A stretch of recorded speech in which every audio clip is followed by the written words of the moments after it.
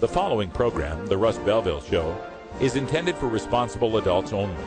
We advocate to the repeal of marijuana prohibition for adults. We discuss the science, culture, and controversy about America's marijuana laws. We do not advocate any illegal activity and encourage all listeners to learn their state and federal marijuana laws. Opinions and claims made by guests and advertisers on The Russ Belville Show are their own, and The Russ Belville Show cannot be held legally responsible for their validity or reliability. Viewer discretion is advised. You take a seed, you plant it, you grow it, you dry it, you roll it, you smoke it. You take a seed, you plant it, you grow it, you dry it, you roll it, you smoke it, and it goes down smooth. Hey! Spanning the continent to bring you the truth about cannabis and marijuana law reform. I smoke pot and I like it a lot. From the promise of legalization. And I think that we think that we criminalize our marijuana. To the agony of prohibition. One major responsibility is to encourage people to use less drugs. The Russ Belville Show, the voice of the marijuana nation. Yeah, I hear you had a question for me. Now, here's your host, Radical Russ Belville. Oh, yes, good day, tokers and tokettes, and welcome. We are back, and it is Tuesday, March 19th, 2013, and it's got to be 420 somewhere in the world. So glad you could make it. We are back from the ATL. I was in Atlanta, Georgia for the past weekend at the Southern Cannabis Reform Conference, representing with the Prohibition is Still Not Working t-shirt. Had a great time. Sharon Ravert from Peachtree Normal and all the volunteers there made such a wonderful event. And I got to say, it's the first time I've ever gone to an event. You know, I've crashed on a lot of couches before doing this activism. It's the first time I've ever gotten a card to welcome to our home to crash at the Ravert household. And this wonderful Radical Russ note, hope you're doing well, blah, blah, blah. Very nice. Thank you so much. The Southern hospitality is not a rumor. It is absolutely true. It was a beautiful time, and we're going to tell you all about it on today's show. For our daily Toker Tunes today, I know it's Electric Tuesday, but we're going to kind of back up a day and do some Roots Monday music because Chief Greenbud was there, along with Chip, his lead guitar player and musical arranger. It was a great duo. They performed for the VIP party at the Southern Cannabis Reform Conference in Atlanta. I'm going to give you a double shot of Chief Greenbud with I Just Want to Get High and The Drug Bust done live at the conference.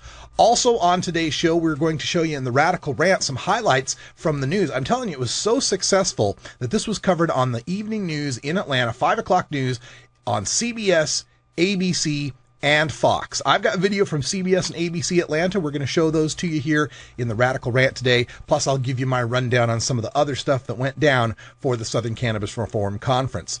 For today's show at half past the hour, we're going to get into a cannabis community chat. We've got the author of Drugs, Crime, and Violence, a new book from trafficking to treatment from Howard Rotz. And he is a LEAP speaker and a former Cincinnati Police Department officer, so he'll talk about his experiences, and we'll talk about this book, which you can pick up on Amazon and Barnes & Noble. Plus, on today's show, we've got to catch up on some headlines. Lots of news went down over the previous week. We're going to catch up with the most recent headlines and talk a little bit about some of that news in Behind the Headlines as well. And in Toker Talk Radio today, we've got the video of the drug test. That's right, we gave him a drug test. It was Leap versus Normal.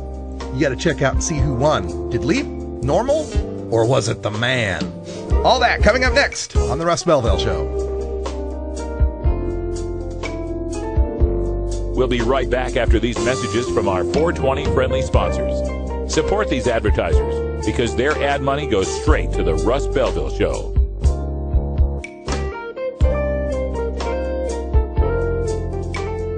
You're tuned into the Russ Belville Show, the voice of the marijuana nation.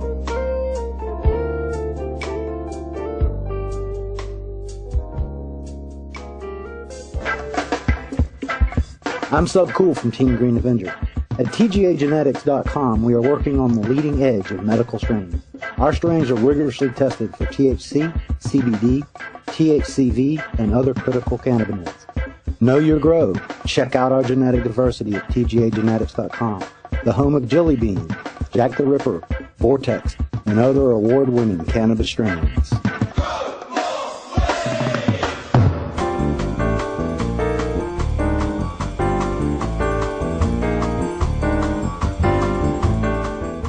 Now it's time for your 420 Radio News for Tuesday, March 19th, 2013.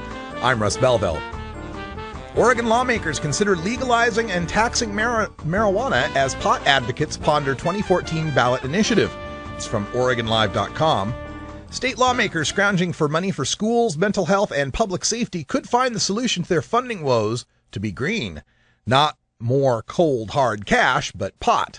Legalize it and tax it.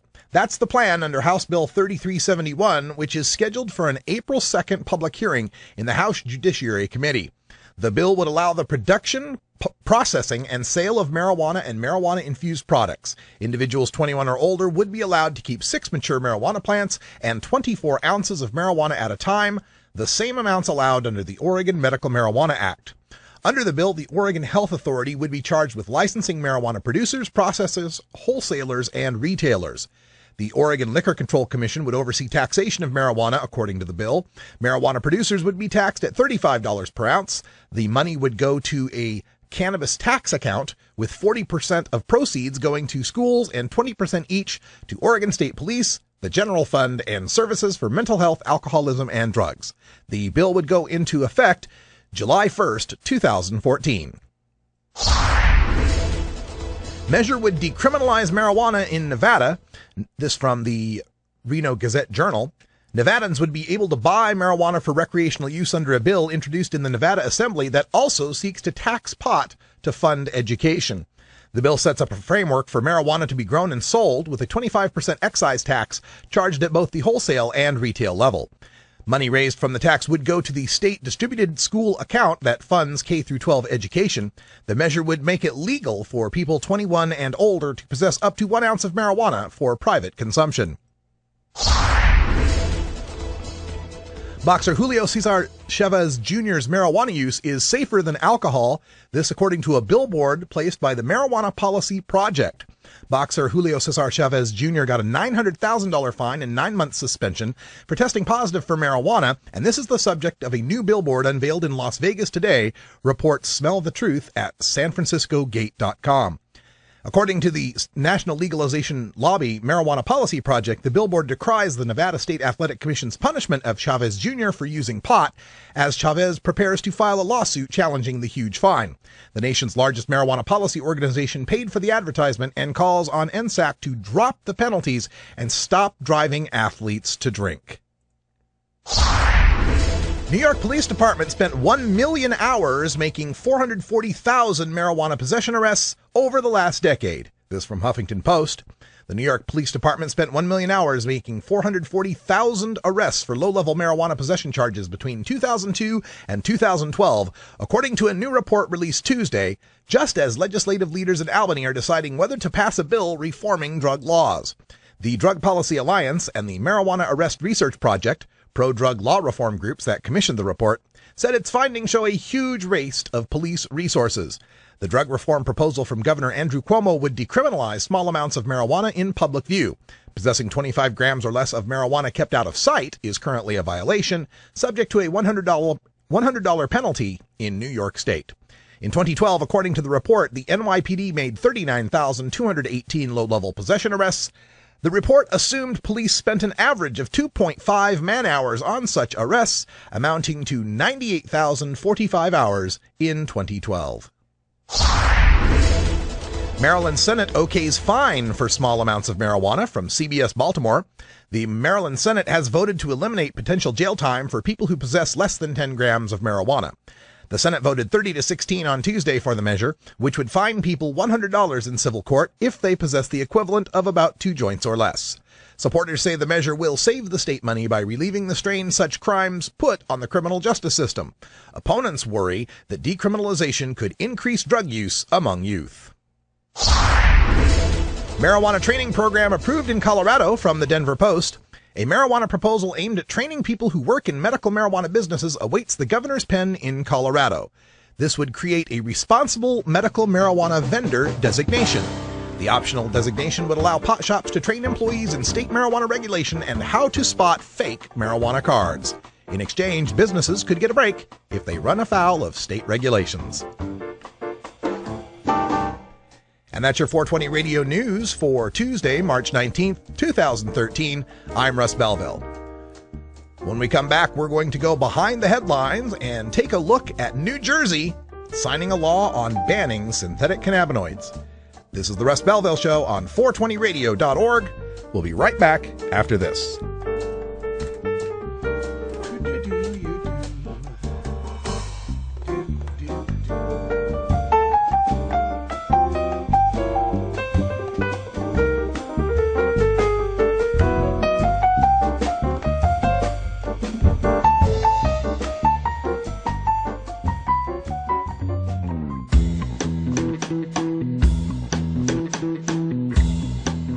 Is medical marijuana right for you? When you are stricken by an illness, injury, or disability, you deserve to live your life as free from pain and suffering as possible. Modern medical researchers have developed some amazing pharmaceutical drugs, but these may not be the best solution for you. At Alternative Medical Choices, we help collect your medical records history and provide a physician's review and examination to help you qualify for the use of medical marijuana in Oregon and Washington State. Call 971-270-0262 or visit altmedchoices.com for more information and to schedule an appointment today. Alternative Medical Choices, because you deserve the best in healthcare.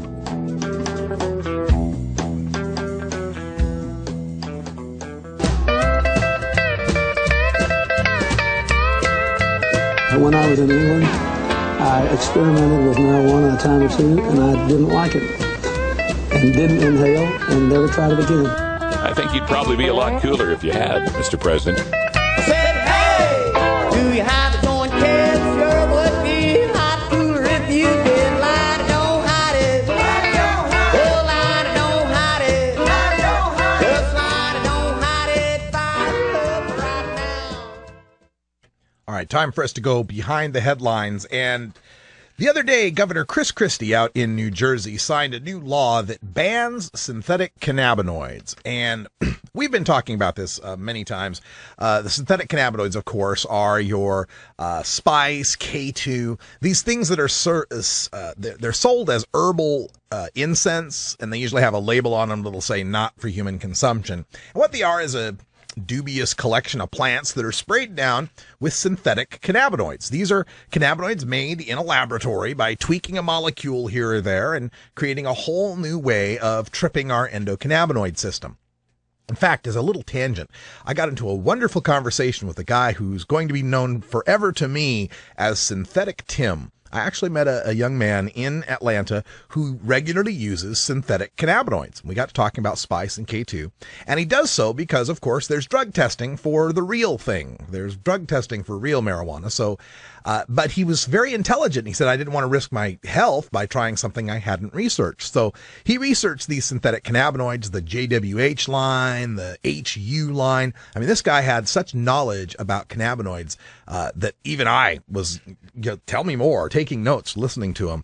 And he spoke a lot about how the synthetic cannabinoids were designed for two reasons. Number one is because scientists couldn't get the real thing. So they had to design something they could do their work with. And then number two, these things that are designed in a lab are oftentimes designed to agonize that receptor far, far more than the natural agonist would. By the way, when we say agonize, that means to cause the physiological change. You have these CB1 and CB2 receptors that are all throughout your organs and your brain and your body, and that's how the cannabinoids affect us. That's how we get high off THC. We have some receptors in our brain, and THC happens to trip those. That's how CBD helps a lot for pain, because we have those kind of receptors, CB2 receptors, that CBD works a lot on. So this whole endocannabinoid system is what, the cannabis has been working on. When they design these synthetic cannabinoids, they design them in such a way to trip that system faster and harder. That's not really a perfect analogy, but if you can get my drift, they're supercharged, if you will. So when you're taking this spice or this K2, number one, you're suffering from the fact that you don't know which one or combination of synthetic cannabinoids they're putting on this stuff. Number two, you don't know how much of it they're putting on this stuff. And he was telling me tales of some of these synthetic cannabinoids that can literally induce like a catatonic state where you can't move, you get trembles, and others that induce, severe psychosis and paranoia. And so this isn't, anything to be messing around with. But the problem is, of course, it's not regulated. It's not measured in any sort of way. Now, this has caused a lot of headlines of the fake pot and the kids going to emergency room, like some 12,000 reports of people going to emergency rooms for synthetic pot. Never mind the fact that there's many, many, many more than that are going to emergency rooms for marijuana, but marijuana doesn't kill anybody. And far more, in the millions of emergency room visits for prescription drugs and alcohol. So to get some perspective, 12,000, while it sounds like a lot, across the entire country for a year, it's not that many. So, but nevertheless, let's not ignore the fact that these synthetic cannabinoids, being that they're unregulated, they're unmeasured, and they are of varying potencies and effects on different CB1 and CB2 receptors, that makes it something we need to worry about. The problem comes with the prohibitionist mindset. The mindset of people like Chris Christie and the New Jersey legislature who rushed out and created this ban on synthetic pot. And here's where it gets scary, folks, because when you really look deep into this law, they didn't ban just synthetic pot. They banned tripping your endocannabinoid system. They banned a physiological process in your body. Let me get to it. This is very interesting because the way this synthetic cannabinoid thing has been working, it's been kind of like an arms race, right? They'll put out JWH018, one particular molecule, and the kids will get high on that, and the legislature go, oh, we got to ban JWH018. So the next chemist comes out with HU210, puts that on some leaves. Oh, we got to ban HU210. So they ban each individual molecule, and of course there's so many. I mean, there should be a clue when they call it JWH018. They're using 3 digits, that there's a whole lot of them out there, right? So this has always been the problem in the laws before, is you couldn't ban a specific one of these cannabinoids, these synthetic cannabinoids, because then they just come out with the next one, right? Just be an arms race. So some laws went further and banned the ways that you could tweak that molecule. Okay, now we're getting down to the chemistry here. And in fact, the New Jersey law has that as well. It has a very extensive list, and you can find this list at my blog at radicalruss.com. But they went through and banned all the naphtholindols, the naphthylmethylindols, the naphtholinpyrols, the naphthylmethylindines, the phenylacetylindole, the cyclohexylphenols, the benzolifos, and the adamantoylindols. Adamantoylindols, is that like Wolverine? I don't know how this works. But anyway, there it is. There's a list of like every different like part of a tweak you could make on a molecule or a bond or an atom here or there. Every possible way you could tweak a synthetic cannabinoid to trip your receptors in your brain, right? But here's where New Jersey has really reached into the whole Big Brother overreach. This is their catch-all language at the end of the law. They are banning, quote, any other synthetic chemical compound that is a cannabinoid receptor agonist and mimics the pharmacological effect of naturally occurring cannabinoids that is not listed in Schedule 2 through 5 or is not an FDA-approved drug. New Jersey just banned any cannabinoid receptor agonist that mimics the effects of naturally occurring cannabinoids. They just banned using artificial means to do something to your own body. And this is kind of bothering me a little bit because they're not banning something based on what it is. Now they're banning something based on what it does. Okay?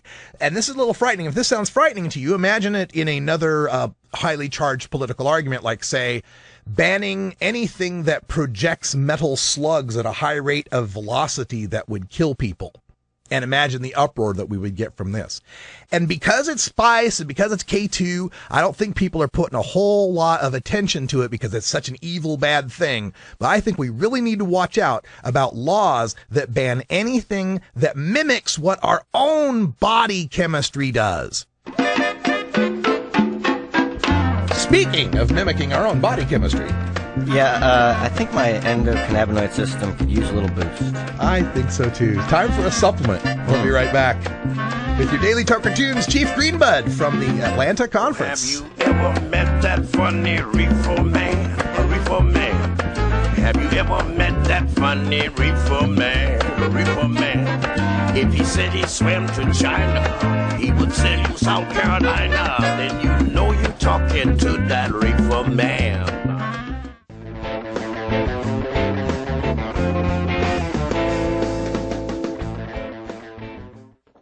Hi, I'm Cannabis. Non-alcohol.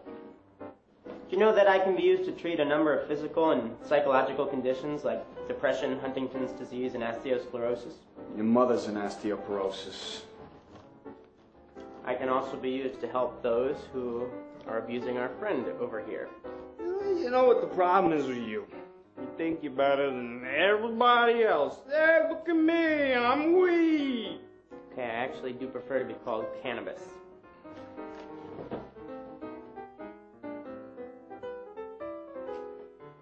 I'm illegal. I'm illegal. Because weed makes you stupid.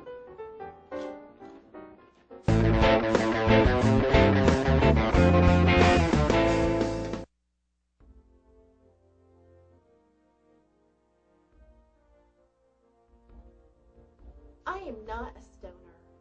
I am nothing you've heard. I'm you.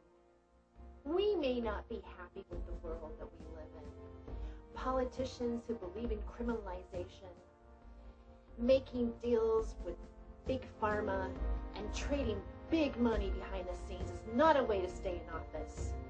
I will go to bat for you. I will go to Burning Man and smoke my brains out. I'm Terry Joyce, and I approve this message.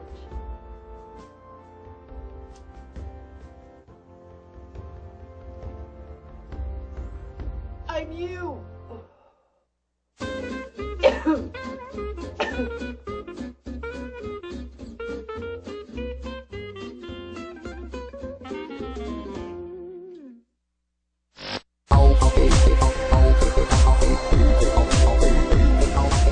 Everyone knows music and marijuana go together, so let's wind up our 20 after break with the Russ Belville Show's Daily Toker Tunes, the best in pod-safe 420 music from around the web.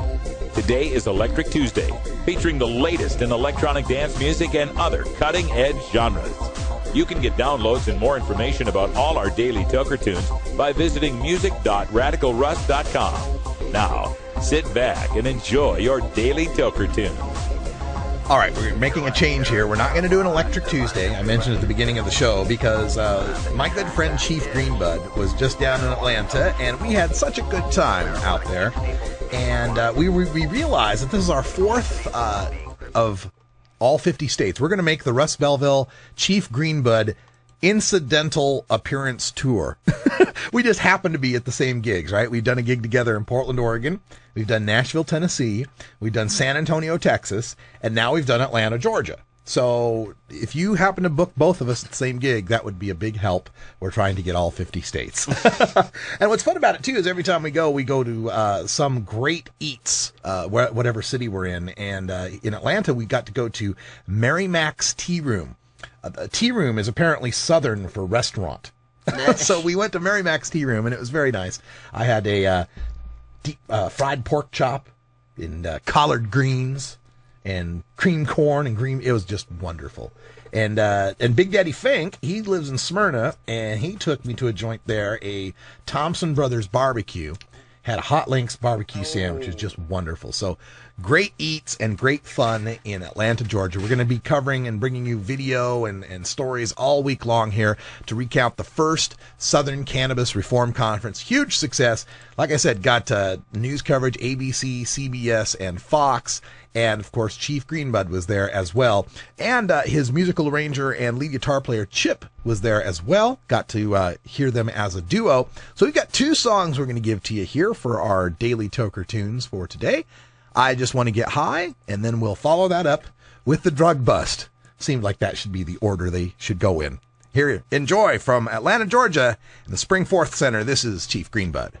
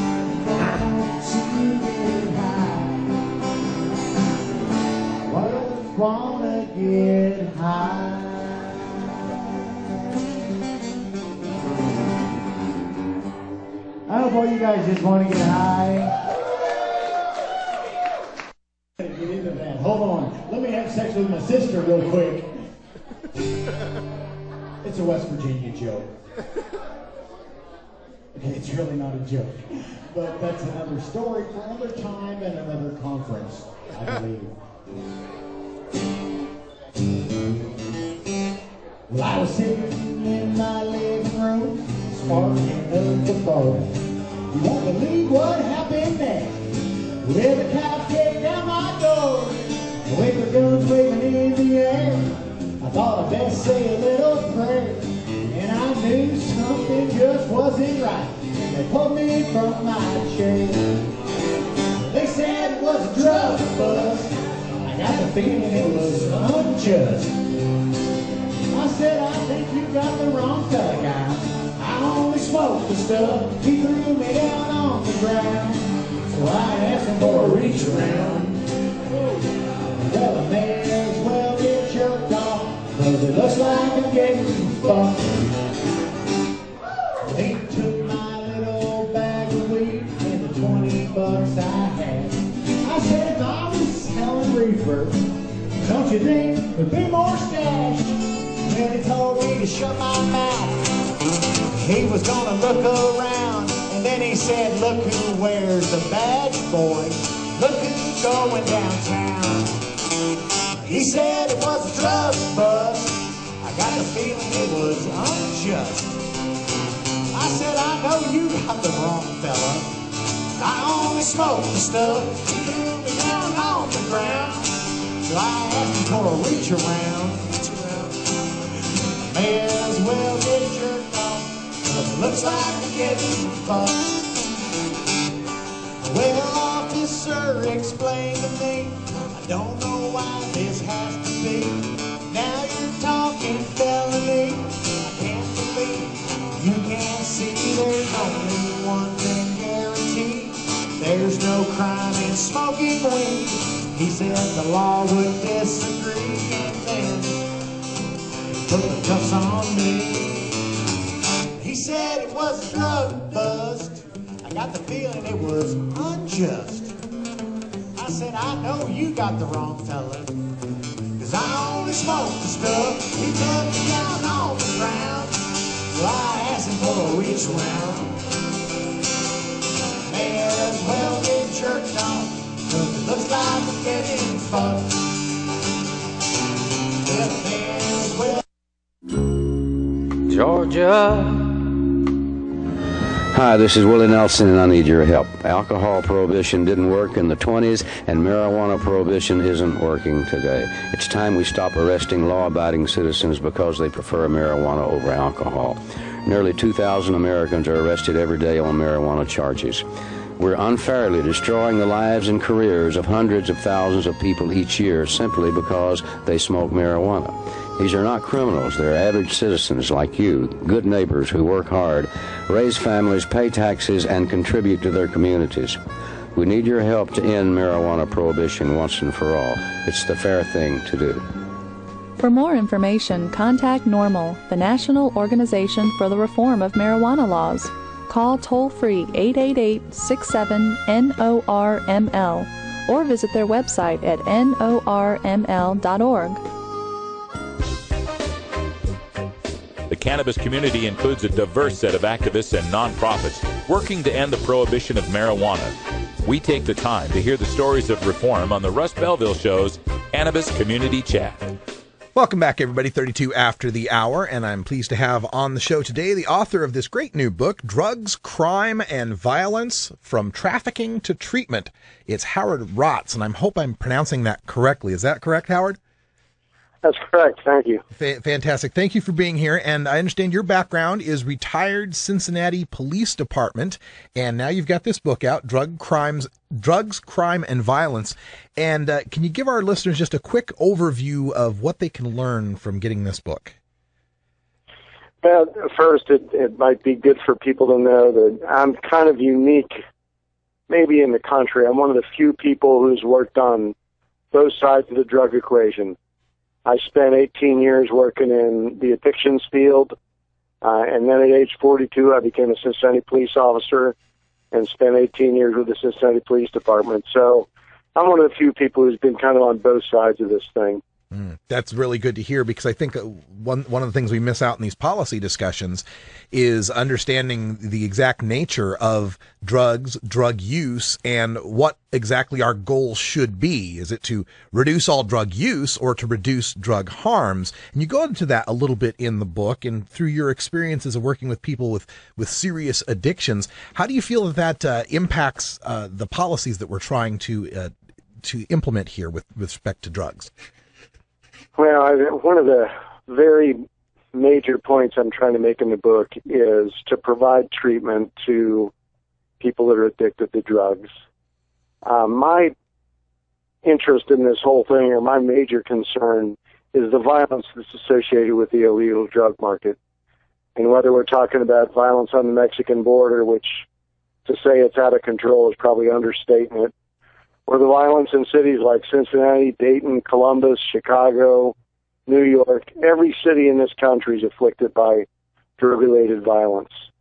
So my purpose in writing the book is to try to present some way that we can suppress that violence.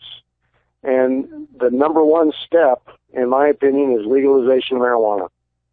So when you look at marijuana in the drug policy equations, do you separate it out as an outlier, something completely different than dealing with meth, coke, or heroin, for example? I do. I mean, the RAND Corporation did a study and said that 90% of what we refer to as the various drug problems are caused by heroin, cocaine, crack, and methamphetamine.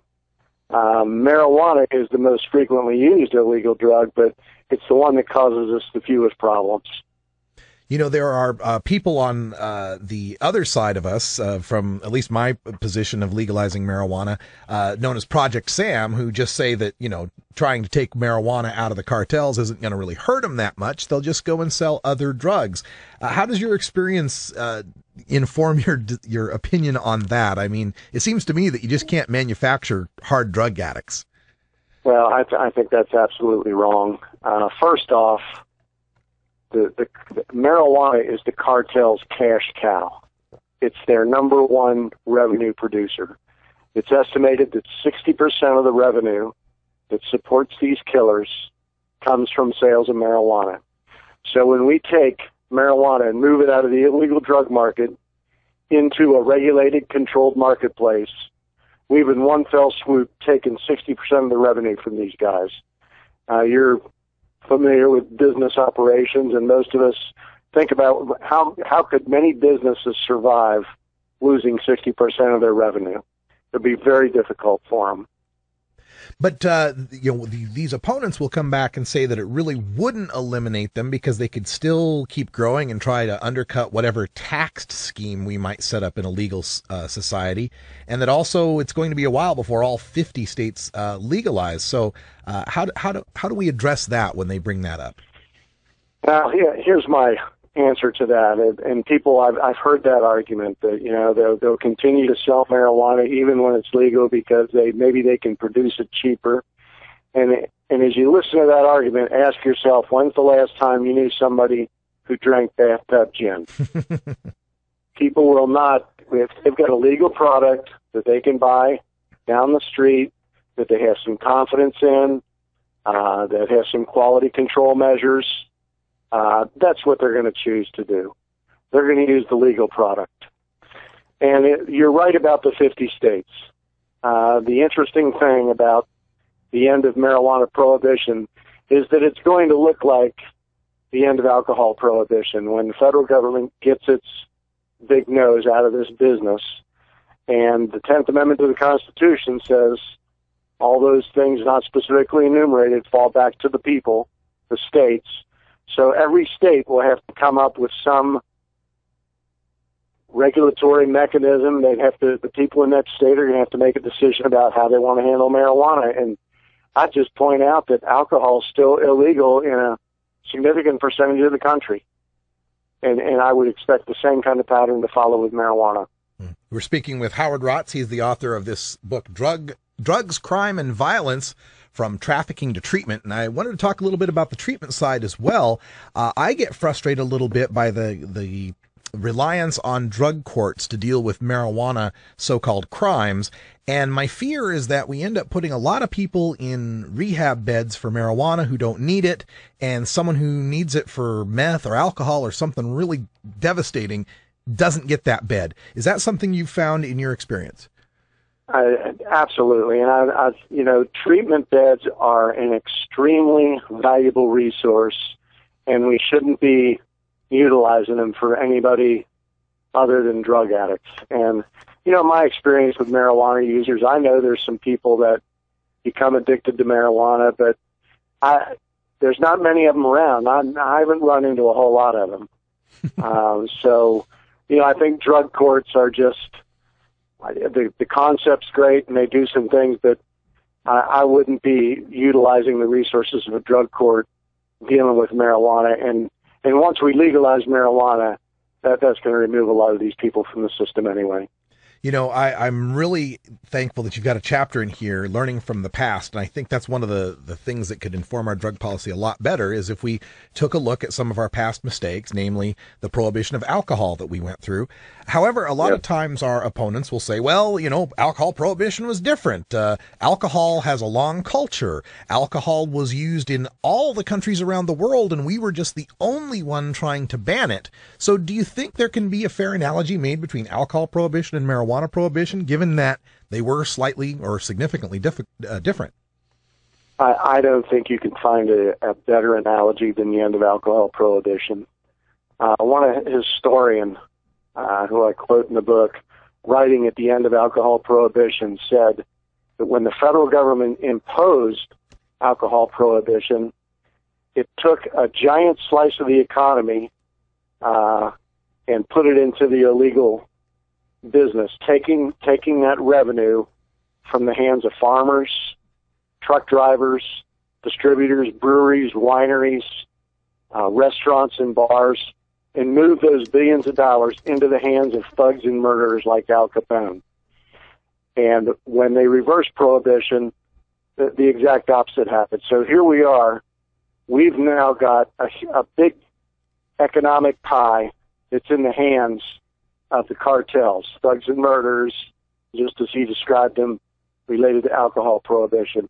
What we need to do is reverse that process, take them back out of the hands of the illegal market and put it into the legal regulated market. You also write about the addiction to seriously addicting drugs like methamphetamine, cocaine, heroin, alcohol, nicotine even. But you write of the market forces behind that addiction. And when I was reading that, I thought a lot about how our opponents fear. They make the analogy of big tobacco, that we'd have a big marijuana. So do you fear those kind of market forces with marijuana? Do you fear big marijuana corporations, if you will, trying to have more marijuana smokers, trying to peddle it to kids?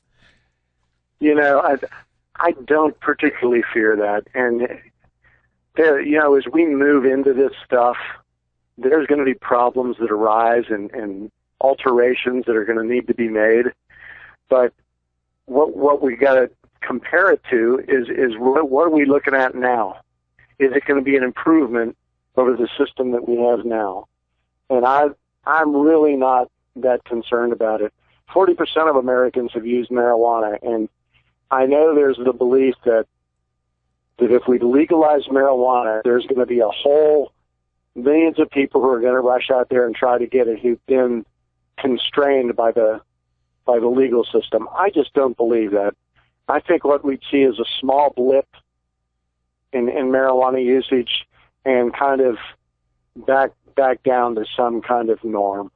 I just don't see a huge new problem as they describe it. Howard Rotz is the author of this new book, Drugs, Crime, and Violence, From Trafficking to Treatment. You can pick it up on Amazon. You can pick it up on barnesandnoble.com, I saw. And Howard, you've got your own domain. Is that right? Can you give people, some contact information if they'd like to get in touch with you? Yeah, I've got a website, and it's Howard, HOWARD, RAHTZ, one word, .com. And I'm blogging on that site, and there's also information about the book and where it can be purchased. So I'd love to have more people visit the website.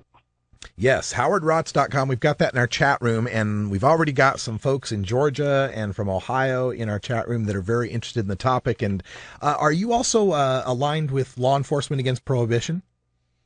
I am. I'm an active member of LEAP, Law Enforcement Against Prohibition.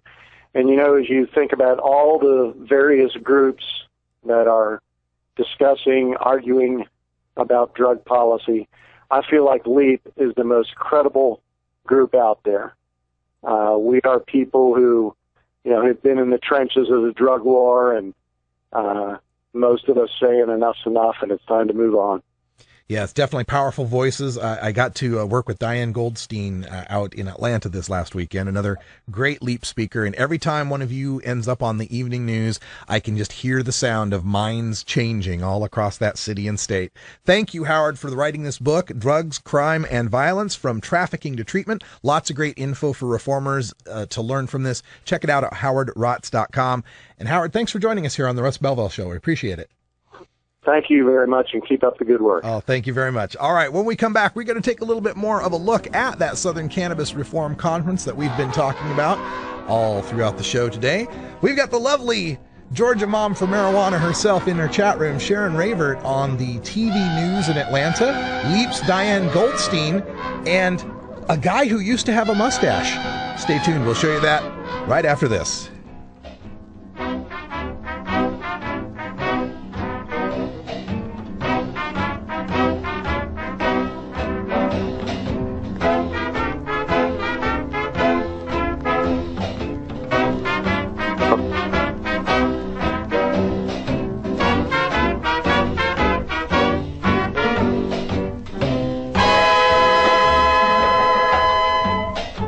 The Russ Belville Show is blogging and podcasting daily at radicalruss.com.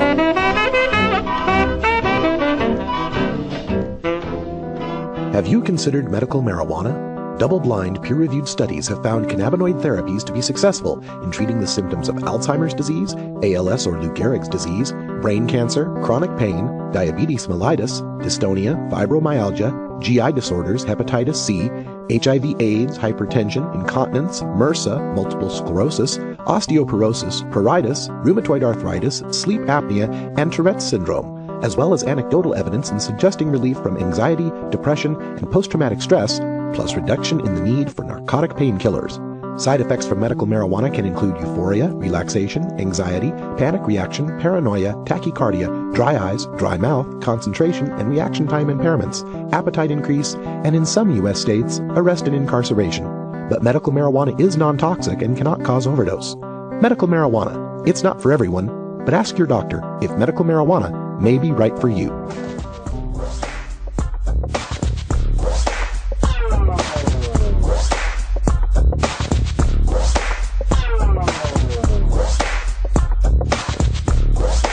Cannabinoids and health.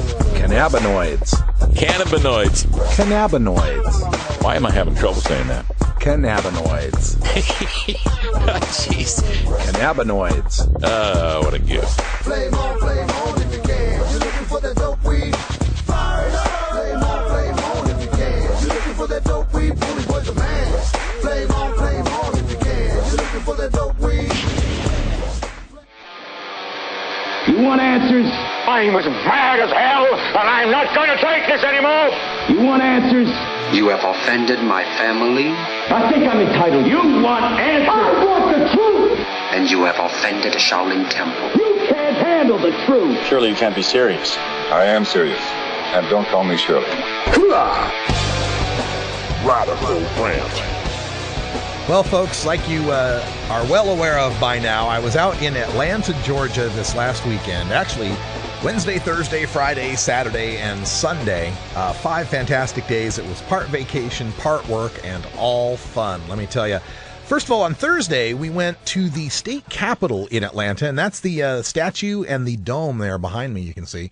We went to the state capitol in Atlanta for a Cannabis Awareness Day. We were joined by Adrian Bernal. He's with the Caravan for Peace and Handkerchiefs for Peace projects. Also, it warmed my heart to know he's on what is apparently the only AM talk radio progressive station all in Spanish progressive talk radio station. So he was there with the Caravan for Peace, and they lay out these handkerchiefs along the wall. Each handkerchief represents the death or deaths of people in Mexico from the drug war. They're all embroidered, and that was just a very solemn, stunning sight to see. We'll have some pictures uploaded soon enough.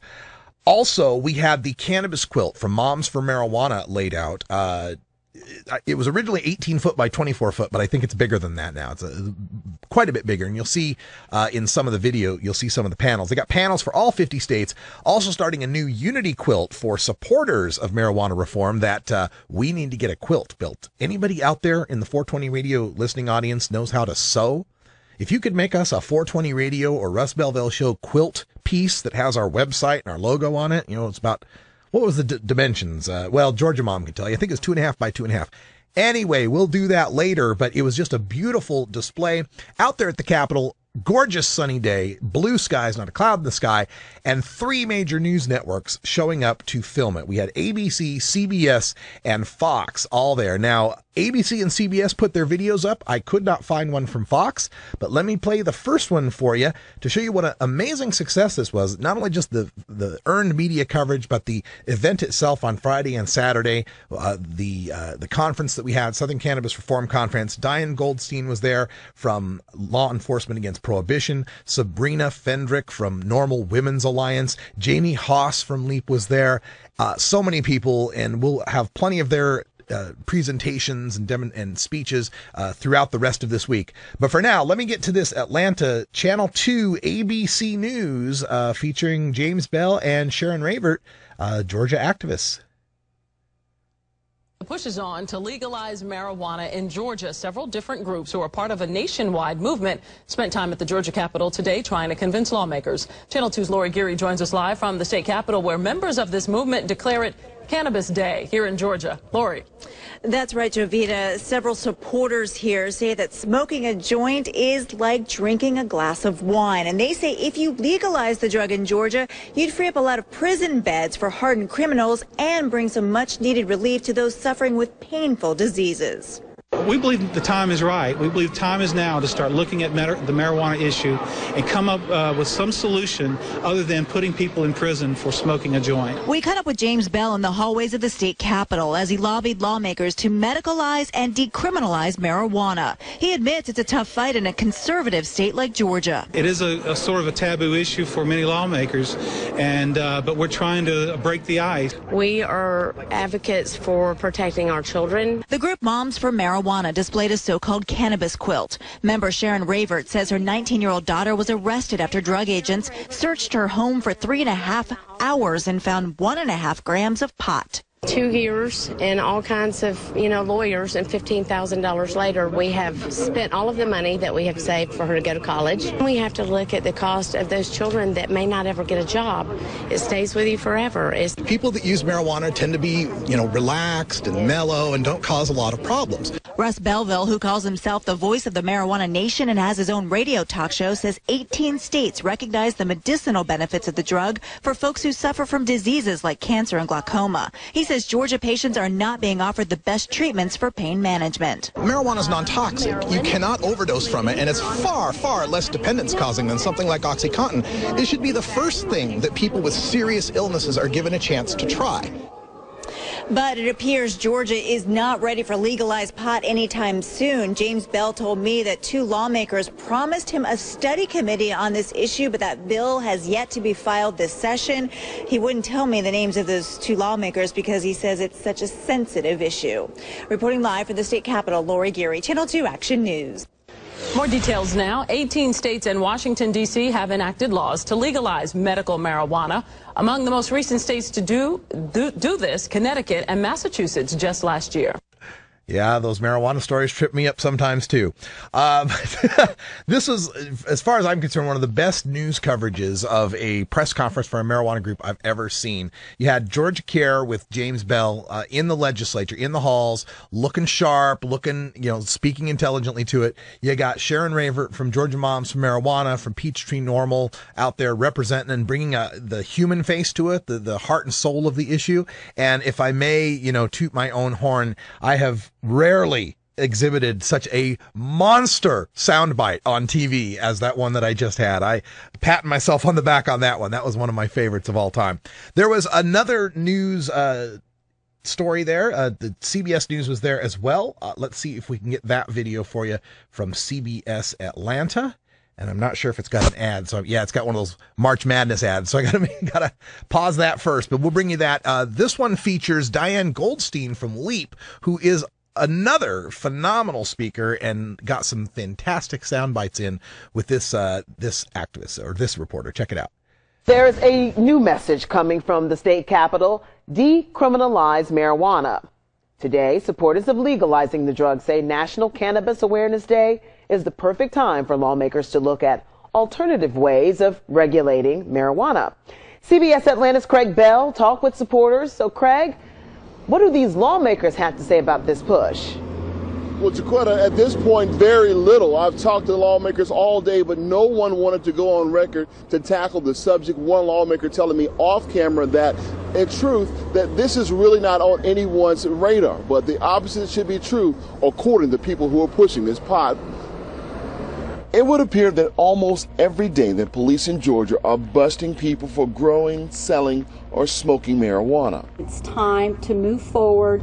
Retired California Police Lieutenant Diana Goldstein represents law enforcement against prohibition and says it's time for Georgia to take a different approach to its war on drugs. It takes away critical resources that could be better used for infrastructure, education, job creation, things that actually would change our communities for the better. Goldstein spent 20-plus years of her police career enforcing the very laws she is now fighting.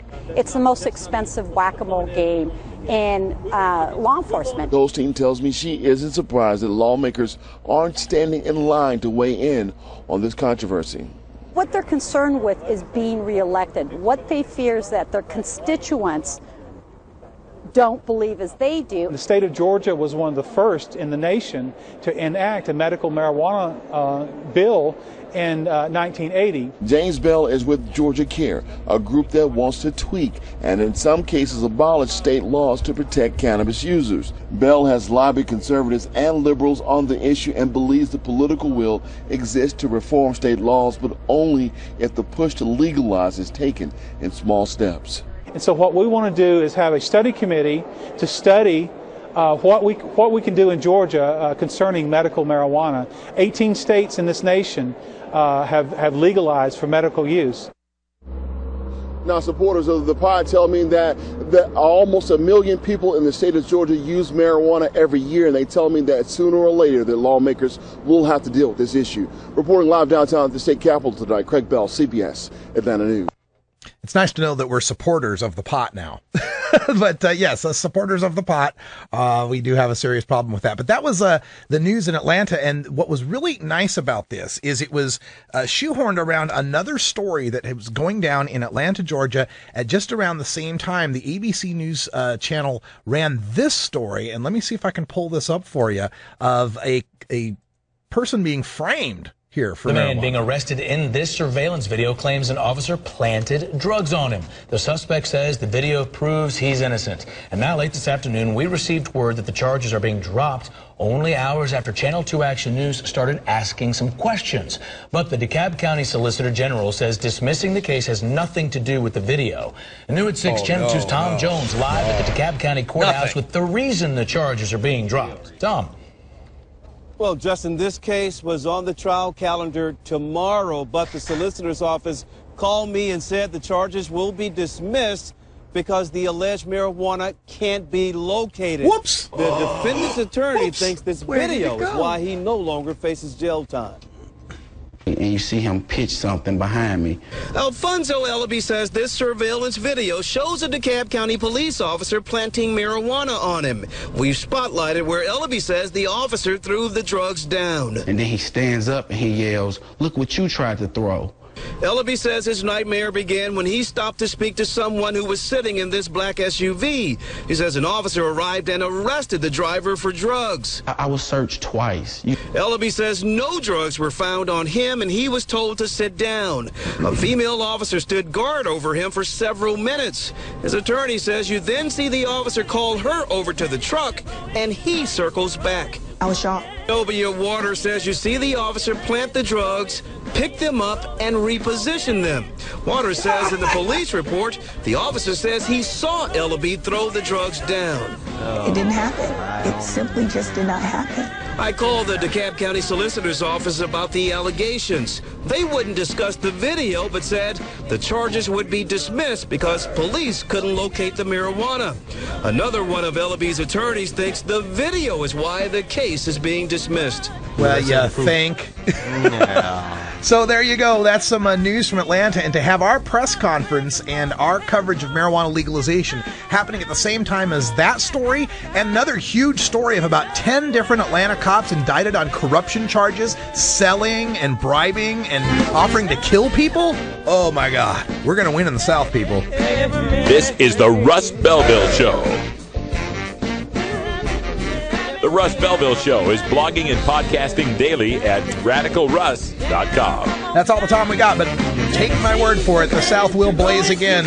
For Brian the Red, I'm Radical Russ. Thanks for joining it. The 420 drug test is coming up next, right here in Hour 2. Stay tuned. And until next time, take care of each other, tokers.